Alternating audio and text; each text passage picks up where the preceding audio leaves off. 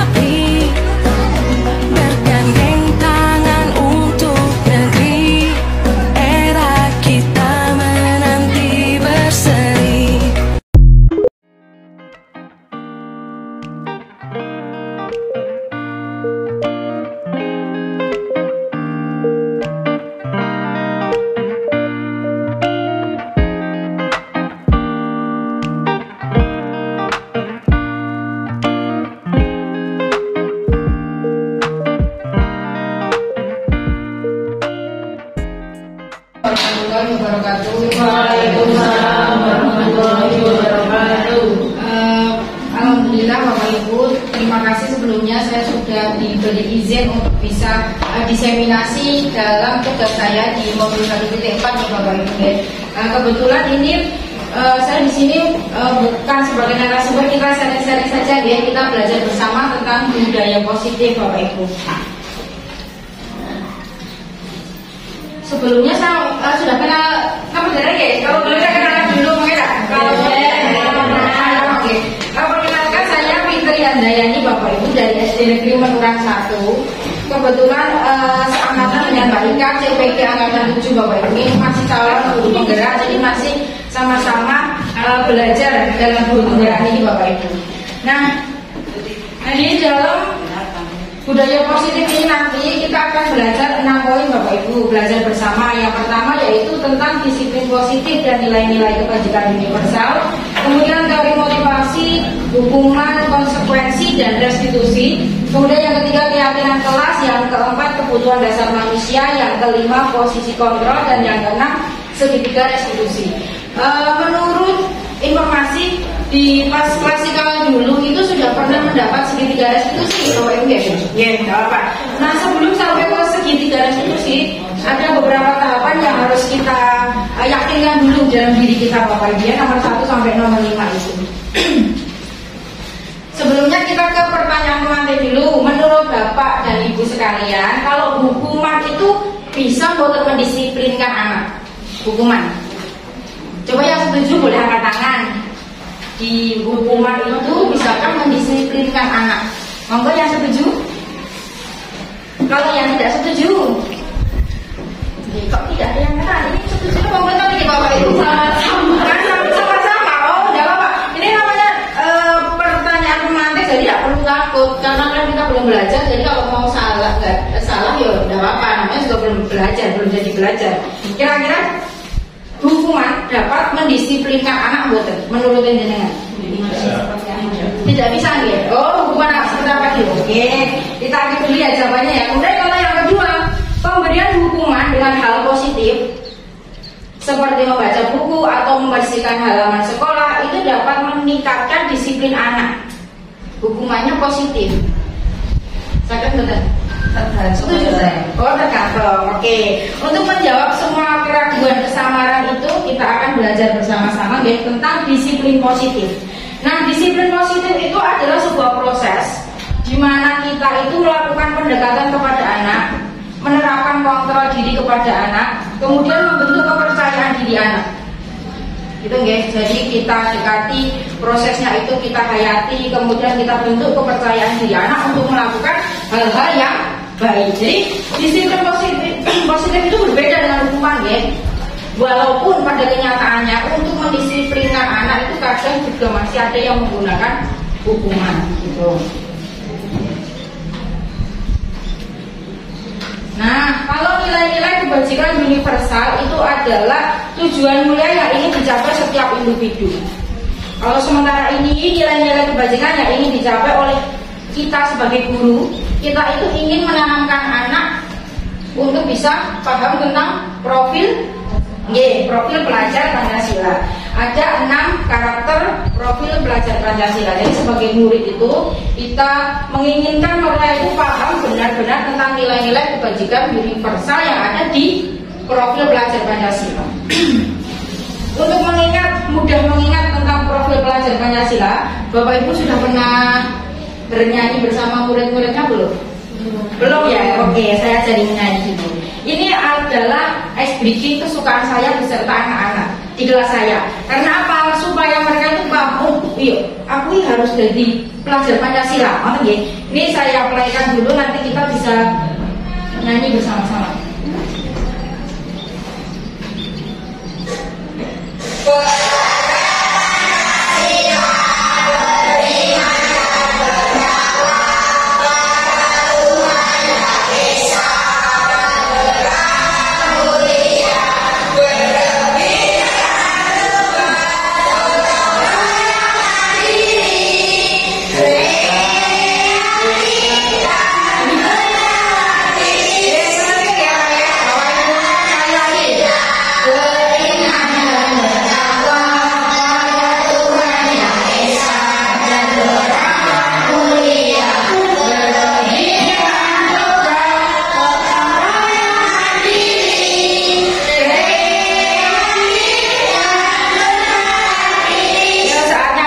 Berdiri bersama-sama, kita memaskan dulu ya Bapak Ibu ya. Monggo Bapak Ibu kesan juga sepanjang kita berdiri, kita nyanyikan profil pelajar Pancasila bersama-sama ya.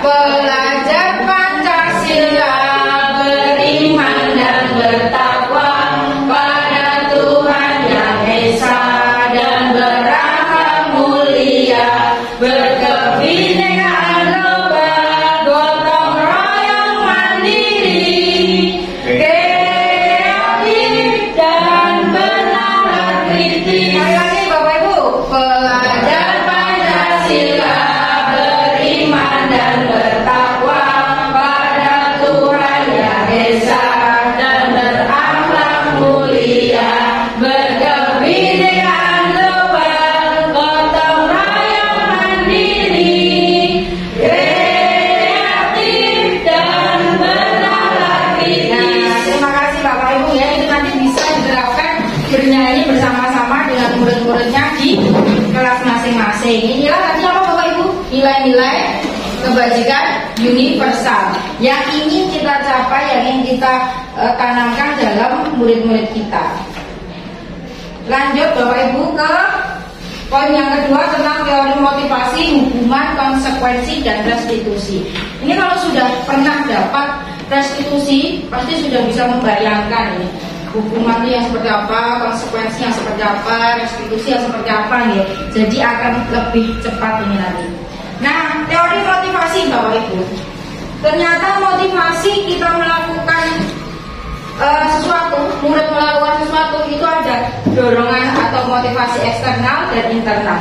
Nah, motivasi internal inilah yang akan menjadi tujuan dalam budaya positif ini. Jadi dari dalam hati, sakjroning hati nih, melakukan sesuatu itu tidak ada paksaan, tidak ingin hanya mendapatkan ujian gitu ya. Kalau ingin menghindari ketidaknyamanan atau hukuman, itu berarti motivasinya dari hati atau dari luar Bapak Ibu? Kalau menghindari sesuatu itu karena hukuman, iya, jadi motivasi eksternal ya. Kemudian untuk mendapatkan imbalan motivasi internal atau eksternal? Iya, berarti yang bagus itu motivasinya eksternal atau internal? Iya, dari dalam hati. Itulah yang menjadi tujuan dari budaya positif atau disiplin positif. Sebentar, ini kok jadi terima kasih semua ya? Sebentar. Kok jadi terima kasih semua? Itu pencet apa yang tadi?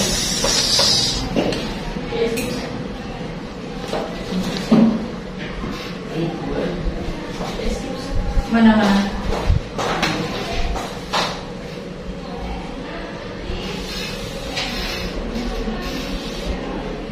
Kita lagi sampai di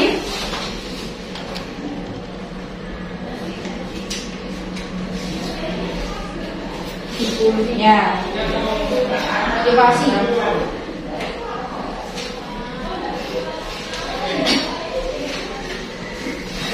Hasilnya.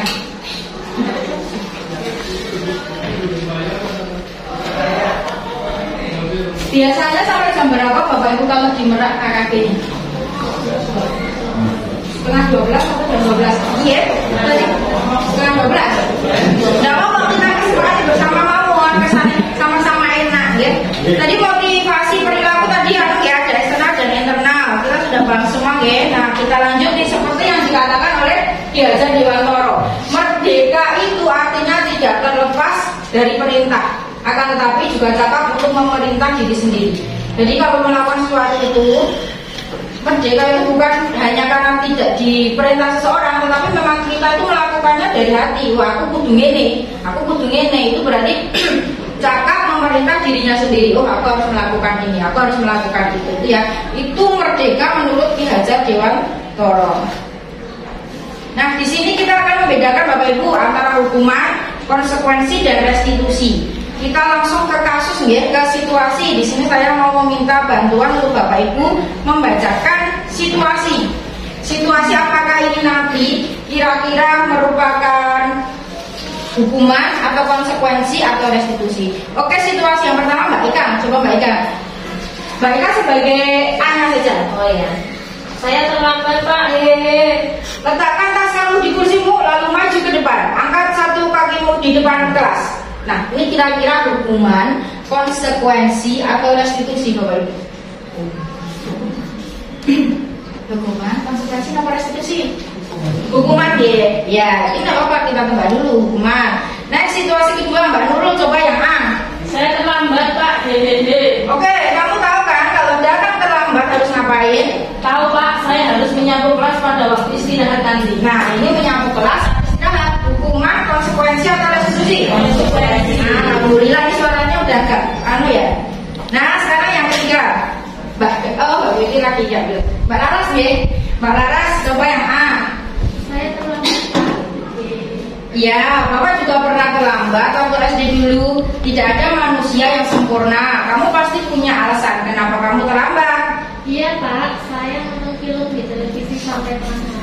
Nonton TV memang menyenangkan, tapi kamu harus ingat, kamu adalah seorang pelajar yang besok pagi harus belajar di sekolah. Apakah kamu ingat kesepakatan kelas yang kita yakini yang berkaitan dengan masalah kamu hari ini? Ingat Pak, datang ke sekolah tepat waktu. Nah, apa rencana yang akan kamu lakukan agar tidak terlambat lagi? Saya tidak akan nonton TV sampai malam lagi. Baik, semoga rencana yang kamu katakan akan terlaksana dan kamu tidak terlambat lagi. Nah, ini apa Bapak Ibu? Hukuman, konsekuensi atau restitusi? Restitusi. Kalau dulu sudah pernah dapat restitusi jadi gampang deh. Nah, hukuman itu lebih kayak ke menjudge bocah langsung, dan itu kalau masih hukuman lebih ke fisik. Tapi kalau konsekuensi itu masih agak data digunakan. Ya, kamu tahu nggak peraturan seperti apa? Kemudian si anak lebih diberi hukum itu bukan hukuman, tapi lebih diberi ke yang berpositif, agak positif. Cuma kalau restitusi seperti ini ya, jadi ada ditanya dulu bocahnya keyakinannya seperti apa gitu ya, restitusi. Di kelas kita dulu sudah pernah praktek restitusi belum? Oke, ini ya Bapak Ibu ya. Jadi hukuman, konsekuensi konsekuensi dan restitusi itu adalah 3 hal yang berbeda. Kalau si hukuman itu dikatakan sebagai identitas gagal, tapi kalau konsekuensi dan restitusi itu identitas sukses. Tapi masih ada tapinya. Kalau konsekuensi itu sifatnya lebih netral ya. Tapi kalau si restitusi itu sifatnya lebih positif. Jadi ada perbedaannya, walaupun sama-sama identitasnya sukses, tetapi si konsekuensi itu lebih bersifat netral. Tapi kalau si positif ini, si positif. Si restitusi ini lebih bersifat positif. Ya? Nah, kalau si restitusi itu lebih memberikan pilihan ke bocah. Bocah diberi kesempatan untuk berpikir, oh aku tadi melakukan kesalahan apa ya? Oh iya, keyakinan kelas apa ya yang sudah saya langgar ya? Seperti itu. Jadi bocah diberi kesempatan untuk berpikir. Nonton ya Bapak Ibu ya. Sampai sini paham ya perbedaan antara ketiganya ya. Ini sudah dengan konsekuensi. Nah ini restitusi kemarin sudah Bapak diulang sedikit nggak apa-apa. Jadi restitusi itu adalah proses menciptakan kondisi bagi murid untuk memperbaiki kesalahannya. Jadi misalnya murid itu salah, kita perbaiki, kemudian kita kembalikan ke anak dalam kelompoknya itu tidak dalam keadaan yang iseng. Jadi misalnya nih ada anak yang salah, kita langsung marahin, kamu salah, ayo mari. Bocah mau masuk kelas itu iseng dari konsolnya, dia betul Bapak Ibu. Tapi beda kalau sudah terlambat, kita tanyai dulu kenapa, kita keyakinan apa yang dilanggar, seperti itu kan anak bisa meyakinkan diri. Oh iya Bu, saya salah, tapi saya berjanji untuk memperbaiki. Jadi dia kembali ke lingkungannya, itu tidak dibully karena dia sudah membawa diri yang positif. Oke, saya salah, tapi saya akan memperbaiki. Nanti ya Bapak Ibu ya. Jadi bisa dimengerti ya perbedaannya. Seperti itu restitusi. Nah sekarang ini Bapak Ibu main tebak-tebakan urut dari Bapak yang ngampun ya Pak. Jadi kan dari yang atas deh, coba itu termasuk hukuman atau konsekuensi? Baca dulu Bapak. Izin sekali di dalam kalimat saya dikatakan terlambat tadi. Itu termasuk hukuman. Hukuman. Setuju Bapak Ibu? Mencatat 100 kali. Hukuman ya. Kemudian yang kedua tadi yang belum dengan Bapak. Oh belum dengan sabun Bapak. Tadi memilih lapangan basket 2 kali karena terlambat saja di sekolah. Memilih lapangan Bapak Ibu lari 2 kali karena terlambat. Hukuman ya karena mau berkomisi. Kemudian yang tidak mau Pak Bedi bisa.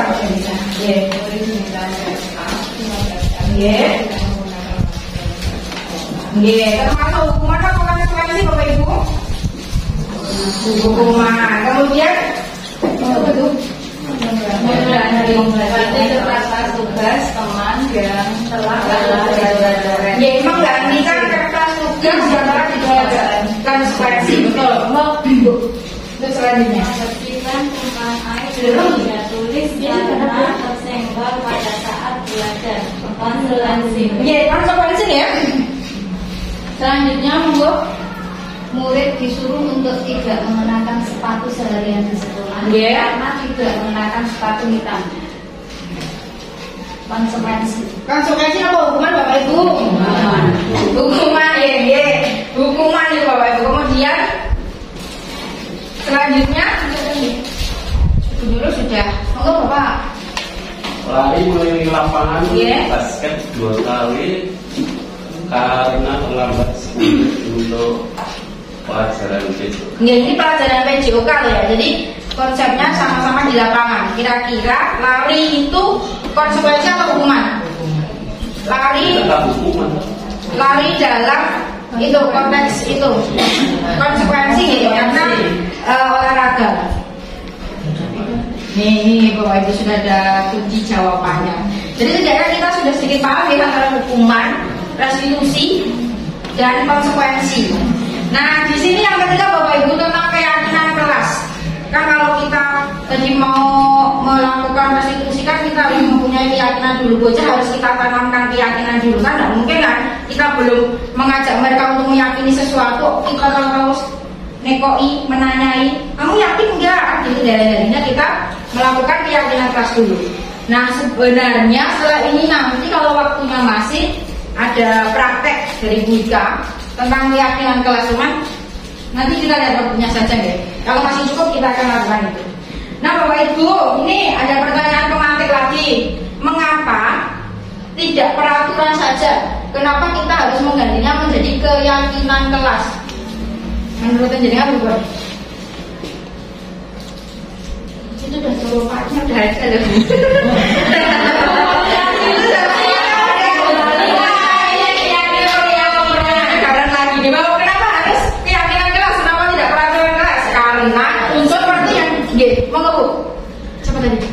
loh. Karena untuk mendukung motivasi intrinsik kembali ke nilai-nilai atau keyakinan yang lebih menggerakkan seseorang dibandingkan mengikuti serangkaian peraturan. Jadi kenapa tidak peraturan harus keyakinan kembali yang awal tadi, karena kita inginnya motivasinya intrinsik dari dalam bukan eksternal gitu. Jadi tidak hanya mengikuti peraturan saja, jadi lebih ke dalam hati, meyakinkan mereka. Nah seperti ya, peraturan kelas itu kita kemas menjadi keyakinan kelas. Nah, keyakinan kelas yang kita kemas dengan baik itu akan menjadi lingkungan yang positif. Lingkungan yang positif itu akan menjadikan budaya positif, ya. Nah, ini contoh-contoh dari keyakinan kelas atau kesempatan kelas nih, Bapak Ibu. Misalnya, waktu masuk tepat waktu. Ini keyakinannya adalah disiplin. Kemudian ada juga melaksanakan tugas piket sesuai jadwal. Keyakinannya apa Bapak Ibu? Tanggung jawab. Tanggung jawab. Kalau izin pada guru apabila keluar kelas, keyakinannya apa? Saling menghormati. Saling menghormati. Mendengarkan guru saat pelajaran. Saling menghormati. Angkat tangan apabila akan bertanya. Makan saat istirahat. Saling menghormati. Memakai seragam. Disiplin. Nah, ini bedanya kesepakatan kelas sama peraturan.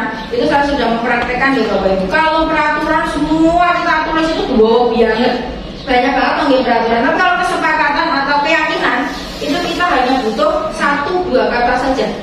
Disiplin itu satu kata nih. Disiplin apa Bu? Disiplin itu ada banyak. Ada disiplin waktu, misalnya masuknya tepat waktu, mengumpulkan tugas tepat waktu, istirahat tepat waktu. Nah itu semua kan masuk dalam disiplin waktu. Jadi kita bisa hanya menuliskan dengan disiplin waktu, tetapi keyakinan yang kita tanamkan ke anak itu bisa banyak sekali. Betul nggih Bapak Ibu nggih? Ini kebetulan saya dulu juga pernah melakukan bersama anak-anak. Jadi anak-anak saya kasih kertas, inginnya kelas itu seperti apa. Ada yang nulis ora oleh ngarai, orang-orang jalui jajanan, itu juga ada. Nah kita tempel, terus kita nanti gabung-gabungkan. Kalau yang berhubungan dengan saling menghormati, kita jadikan satu. Hubungannya dengan disiplin, kita jadikan satu. Kemudian kita bikin suatu kesepakatan. Nah ini kesepakatan yang sudah kita pegang bersama-sama, kita harus yakini dan kita laksanakan bersama-sama. Kan ya Bapak Ibu ya. Kesepakatan kelas 5 SDN Penyebaran 01.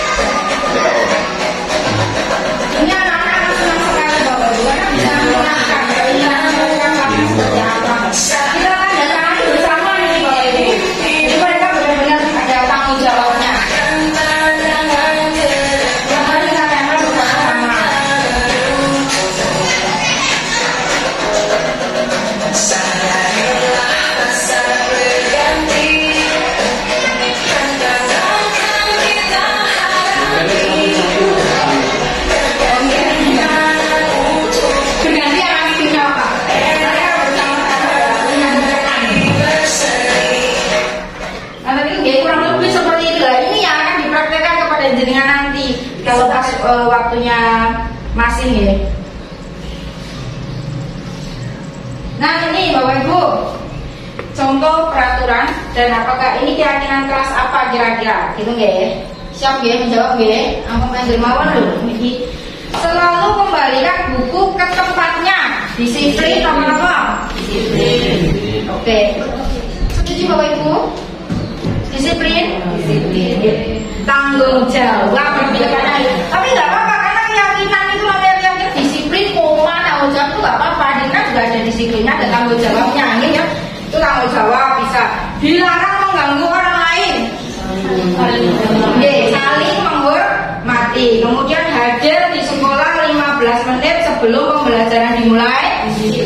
Oke, dilarang melakukan kekerasan. Saling menghormati. Dilarang menggunakan narkoba. Kenapa nih Bapak Ibu? Wah, ini apa nih? Ini kita skip ya, kita skip. Nah, Bapak ini dia cuma dari sana, orang masih mau. Kemudian bergantian atau menunggu giliran. Saling menghormati. Misalnya nih kalau ada yang, ayo dikumpulkan dinilai, kalau pihak kan itu kita biasakan ayo bergiliran, antri sesuai urutannya. Itu namanya apa? Disiplin apa? Iya disiplin apa Pak? Saling bergiliran tadi apa Ibu? Kira-kira kelasnya? Saling menghargai juga bisa kan? Jadi tidak desel-deselan siapa yang dulu dia yang dulu gitu ya. Kemudian menggunakan masker. Oke, kemudian jangan berlari-lari di kelas atau koridor. Dilarang lari-larian di kelas. Saling menghormati, ya, saling menghargai, saling menghormati. Seandainya narkoba itu masuk ya kok? Niku tanggung jawab ya, nanti melanggar nilai. Jadi kan tidak hanya satu ke Bapak Ibu ya. Jadi jangan berlari di kelas itu ada keselamatan, keamanan seperti itu, keyakinan sesuai keyakinan yang kita tanamkan ke anak. Jadi bisa tidak hanya disiplin, juga tidak. Maka ya selanjutnya ini kita belajar tentang kebutuhan dasar manusia. Nah, kebutuhan dasar manusia itu ada 5 Bapak Ibu. Ada bertahan hidup, ada penguasaan, ada kebebasan, kesenangan dan kasih sayang dan rasa ingin diterima. Lagi ya, ada 5 ya. Langsung kita ke situasi. Karena kalau sudah di situasi itu lebih cepat dipahami, malah nggak daripada hanya dari teori. Ini misalnya Bapak Ibu, Dinda itu seorang anak kelas 3.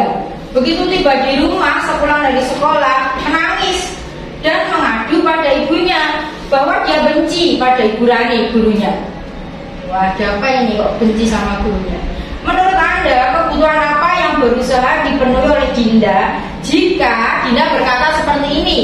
Jadi semua itu tergantung perkataannya bocah itu seperti apa. Walaupun nanti situasinya sama, tapi tergantung kalimat yang dikeluarkan itu seperti apa.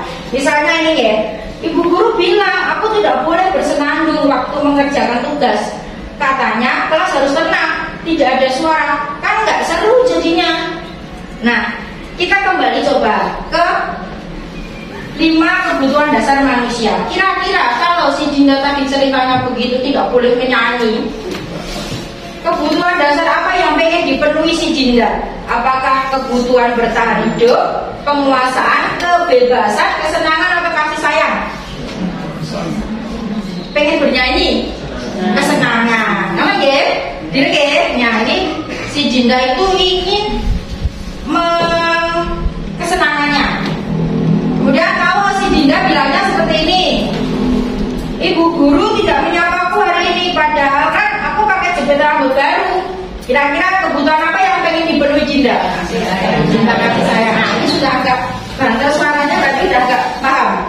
Nah, kalau kalimatnya seperti ini, aku sebel, gambarku tidak rapi. Malah Ibu guru nunjukin ke teman-teman di depan kelas. Kira-kira apa?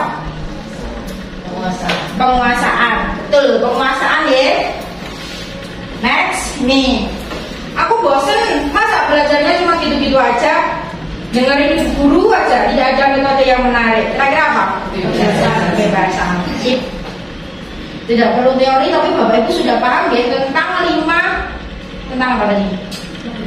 Iya, 5 kebutuhan dasar. Alhamdulillah konsentrasi ya Bapak Ibu ya. Ini 5 kebutuhan dasar anak-anak kita. Jadi anak-anak kita itu mempunyai kebutuhan yang sebenarnya harus kita pindahkan juga, ya. Nah di sini Bapak Ibu ada 5 posisi kontrol kita sebagai guru. Ya tidak hanya sebagai guru sih, bisa sebagai pas orang tua di rumah juga bisa. Ini ada video, kita cermati bersama-sama ya. Kita lihat dulu videonya seperti apa Bapak Ibu tentang 5 posisi kontrol kita. Salam bahagia Ibu dan Bapak Guru hebat. Dalam penerapan disiplin restitusi, salah satu program yang dikembangkan adalah 5 posisi kontrol. 5 posisi kontrol dalam restitusi adalah proses perjalanan seorang pendidik agar dapat menangani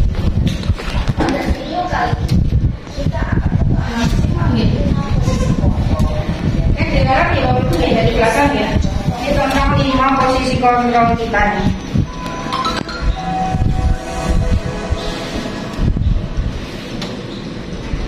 Posisi kontrol adalah 1. Posisi penghukum.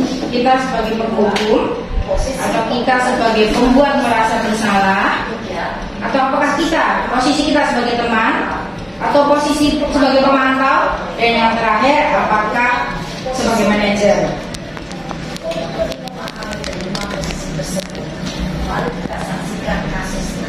Nah, kita akan langsung ke kasusnya Bapak Ibu supaya bisa lebih real, lebih pahamnya lebih real. Ini posisi sebagai penghukum gurunya ya.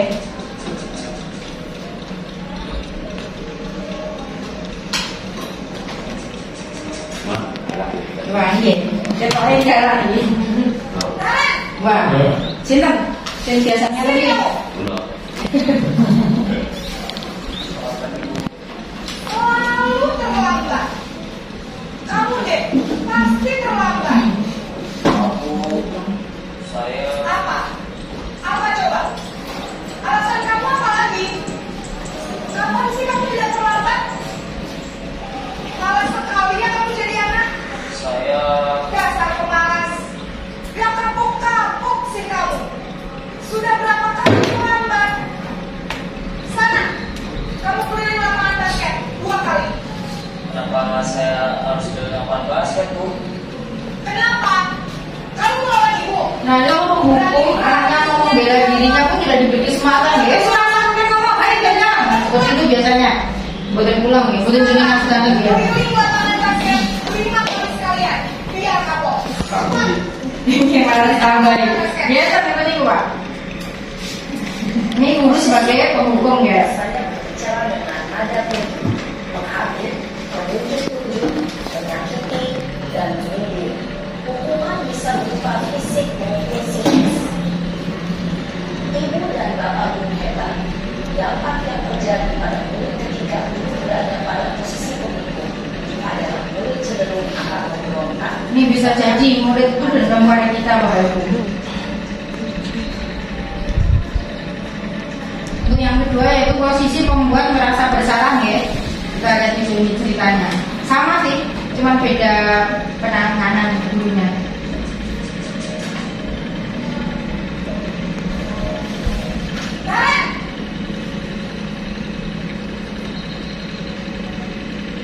Bapak Ibu, Naren, kamu kenapa terlambat lagi, Nah, Naren? ini agak lembut ya, agak mendayu ya.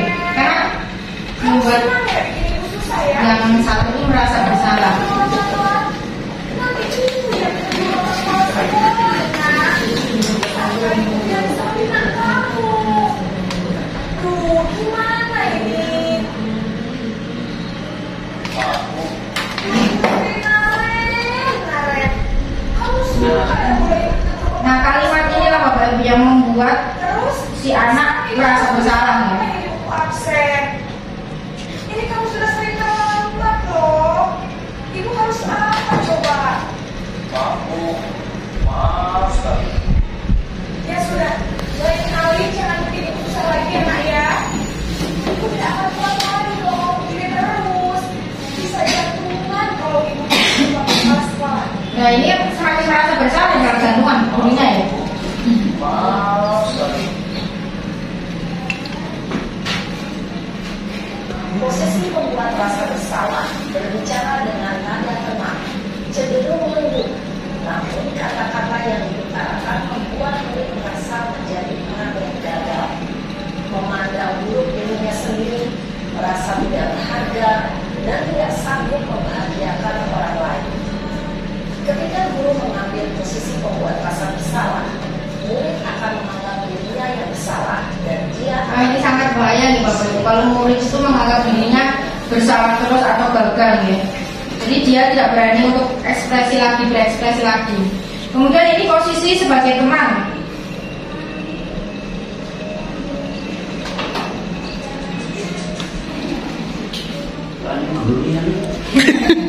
Ini posisinya sama Pak ini, posisi situasinya. Jadi situasinya masih sama. Wah,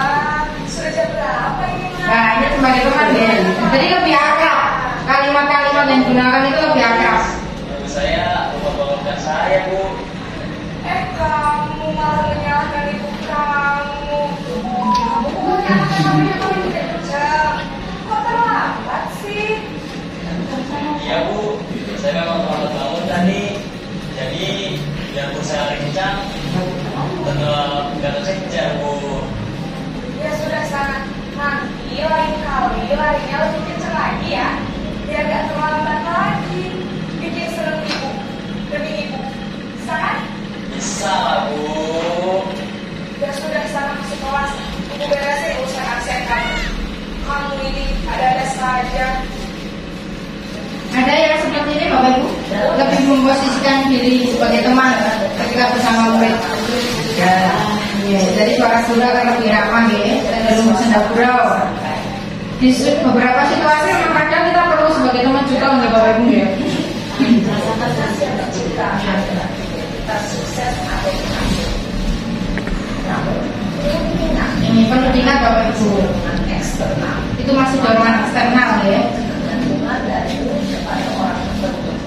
Di sini, guru absennya sehingga Monggo kan di samping butuh nopo-nopo ya Bapak Ibu ya, sampai mawon.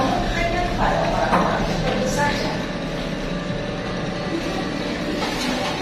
Nah ini posisi sebagai pemantau atau monitor Bapak Ibu. Masih dalam situasi yang sama.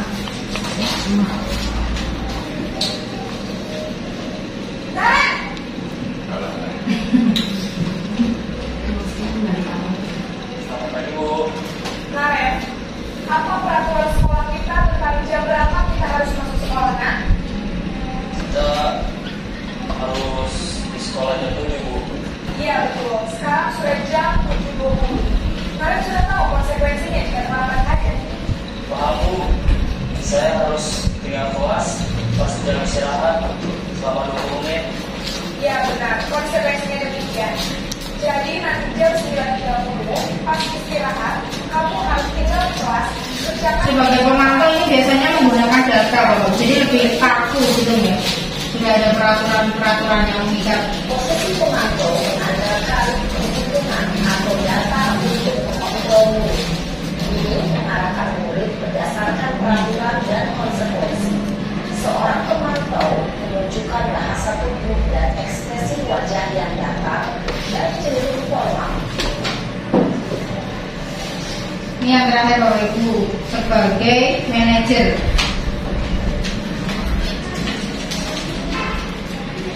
Bolak-balik ini nggak capek ya namanya. Nanti lagi ya.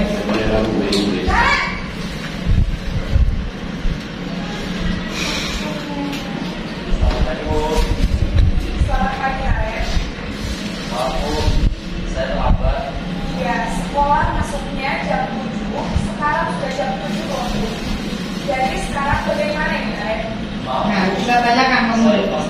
Saya semalam Baiklah, menurut kamu, keyakinan sekolah yang mana yang kamu Yang kita tanyakan tentang keyakinan. menghargai diri sendiri dan orang lain mungkin Bu. setuju? Jadi, apakah Karen meyakini prinsip saling menghormati tersebut? Ya Bu, saya meyakininya. Apakah Karen bersedia memperbaiki masalah keterlambatan ini? Bersedia Bu. Bagaimana kamu akan perbaiki masalah keterlambatan ini? Nah ini kan saya lihat anaknya bisa mencari solusi sendiri ya Bapak Ibu ya. Untuk tidak lupa menyetel alat saya Bu. Baik, kalau Karen mau nyetel alarm di rumah, ada orang yang kira-kira bisa bantu mengingatkan tidak? Ada Bu, kakak saya, Kak Emma. Ada lagi selain Kak Emma? Selain Kak Emma, ada ibu saya. Baik, jadi yang mengingatkan Karen adalah Kak Emma dan Ibu Kalian. Kira-kira akan mulai setel alarm kapan nih, Karen? Setelah pulang sekolah, akan segera saya lakukan. Baik, jadi Karen akan setel alarm untuk bangun besok pagi dan akan diingatkan oleh kakak dan ibu dan Karen ya.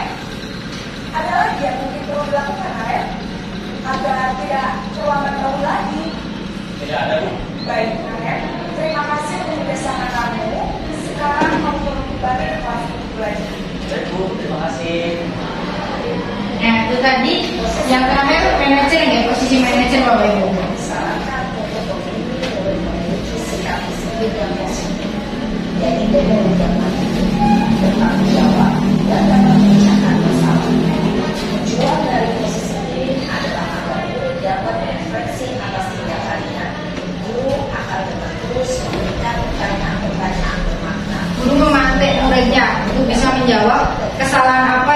lakukan, kemudian mereka akan memperbaikinya dengan cara apa, seperti itu ya Bapak Ibu, posisi manajernya.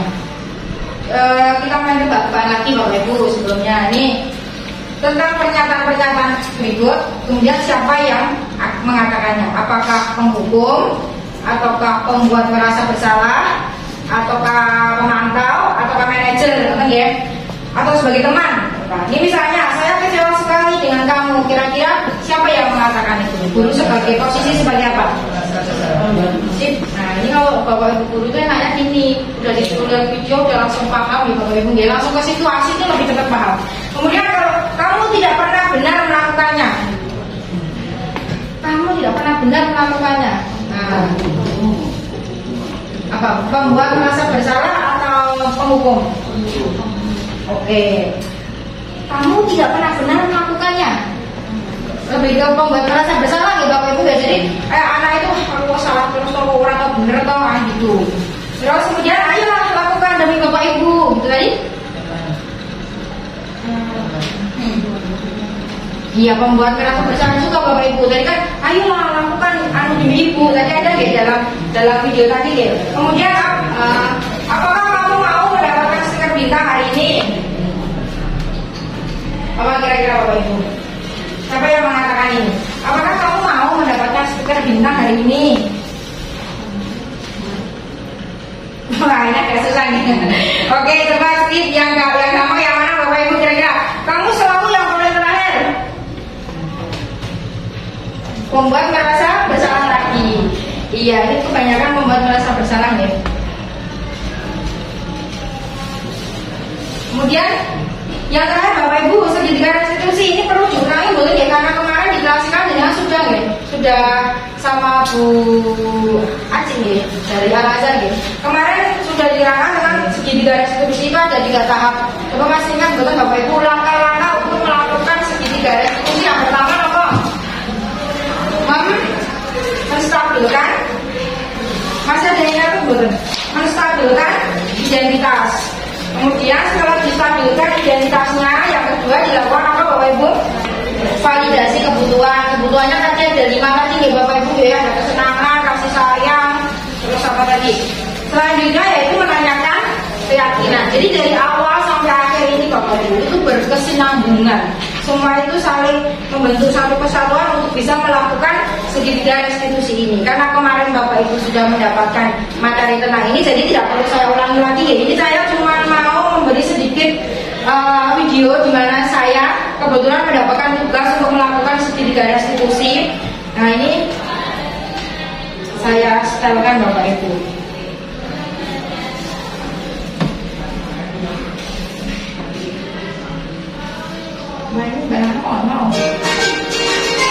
Ini penerapan saya, mencoba menerapkan untuk melakukan segitiga restitusi.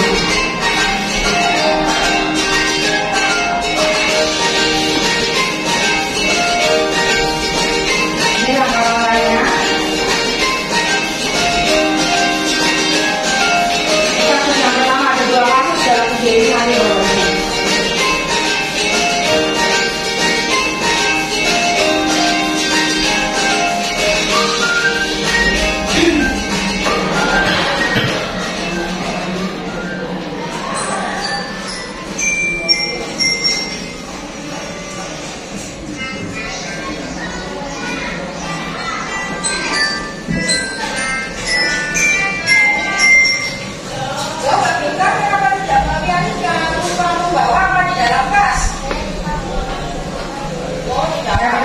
Dulu identitasnya begitu.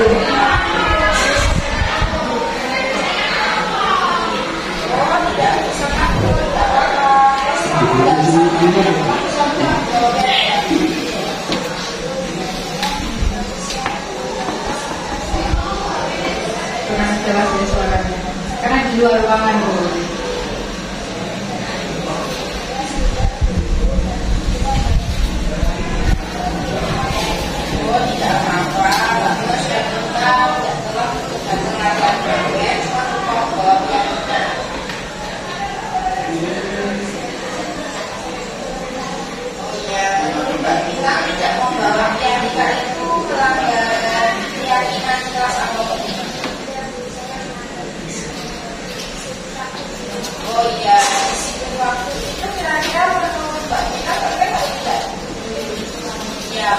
istimewa kira-kira apa yang akan Mbak Vina lakukan agar supaya tidak melanggar istimewa itu?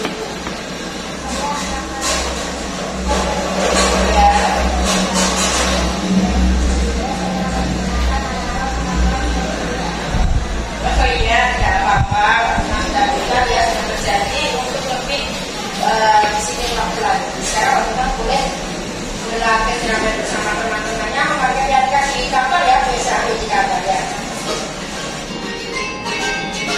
Jadi kalau sudah itu lebih kita bolehnya lebih kayak mendorong bocah untuk mencari solusi loh. Kita tanya-tanya biar mereka menjawab sendiri apa yang mau mereka lakukan. Ini kan untuk kedua loh Ibu.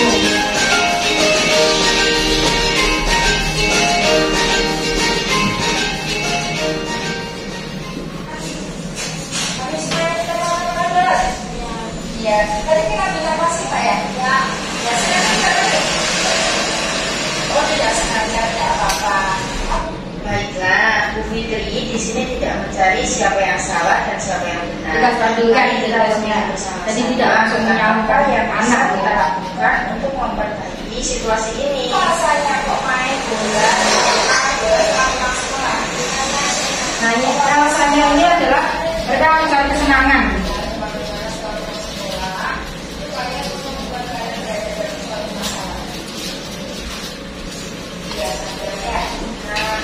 Kira-kira kelas apa yang belum kalian tunjukkan dengan kemarin kalian alhamdulillah bisa dari orang malam iya betul sekali ya, jadi cuma bermain bola kalau tadi tidak membebani orang ya tenang saja, kalian mencari rasa senang dengan bermain bola itu boleh, tetapi kita harus membebani orang lain ya. Nah mulai sekarang kita harus berusaha menjadikan itu selalu berbuat baik dan memberkati orang lain ya. Sudah itu boleh langsung pulang ya karena sama Mas Ibu ya.